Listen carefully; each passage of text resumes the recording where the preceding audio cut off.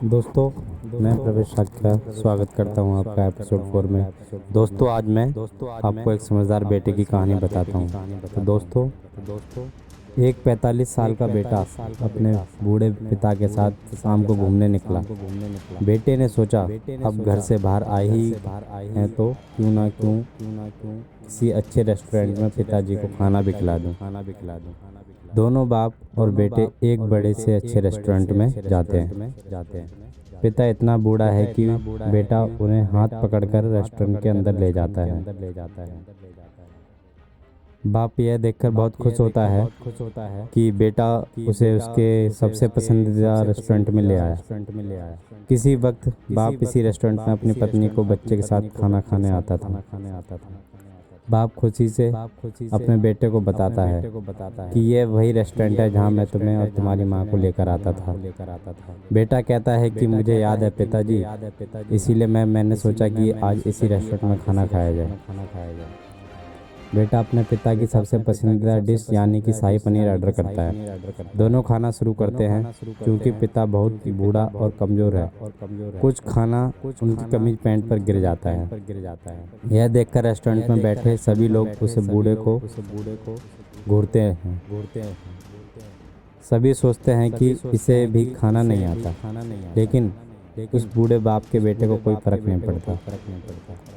बेटा बड़े आराम से अपना खाना खाता है और अपने पिता के खाने का इंतजार करता है। जब पिता अपना खाना खत्म कर देता है तो बेटा बड़े आराम से अपने पिता का हाथ पकड़कर उसे वॉशरूम ले जाता है और कपड़ों पर लगे दाग साफ करता है। दाग साफ करने के बाद पिता के बालों में कंघी मारता है और उनकी आंखों पर उनके चश्मा लगाता है। जब दोनों वॉशरूम से बाहर आते हैं तो रेस्टोरेंट में बैठे सभी लोग उन्हें घूरते हैं कि कैसे उस लड़के के पिता ने अपने बेटे का रेस्टोरेंट में मजाक बना दिया।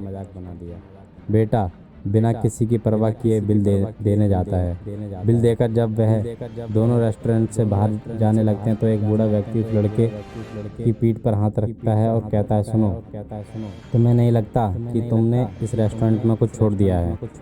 बेटा इधर उधर देखता है और कहता है, नहीं सर, मैंने कुछ नहीं छोड़ा। वह बूढ़ा इंसान फिर बोलता है, नहीं, तुम इस रेस्टोरेंट में कुछ छोड़ कर जा रहे हो। तो वो है इस रेस्टोरेंट में बैठे लोगों के लिए एक सीख।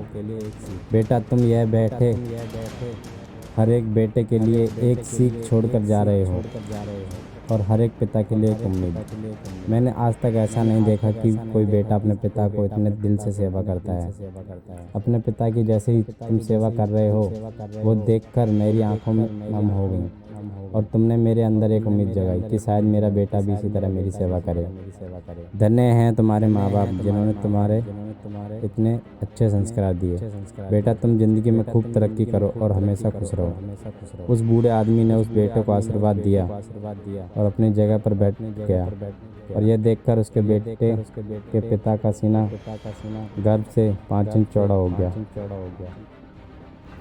दोस्तों, इस भागदौड़ भरी ज़िंदगी में हम लोग इतने व्यस्त हो गए हैं कि अपनों के लिए वक्त नहीं निकाल पाते। लेकिन इस कहानी का मूल उद्देश्य यही है कि कभी कभी अपने माँ बाप या रिश्तेदार के लिए वक्त ज़रूर निकालें। उनकी दुआएं आपको ज़िंदगी में आगे बढ़ने का काम जरूर करेंगे और उन्हें जो खुशी मिलेगी उसका आप अनुमान भी नहीं लगा सकते। तो मिलते हैं अगले एपिसोड में एक नई कहानी के साथ। धन्यवाद।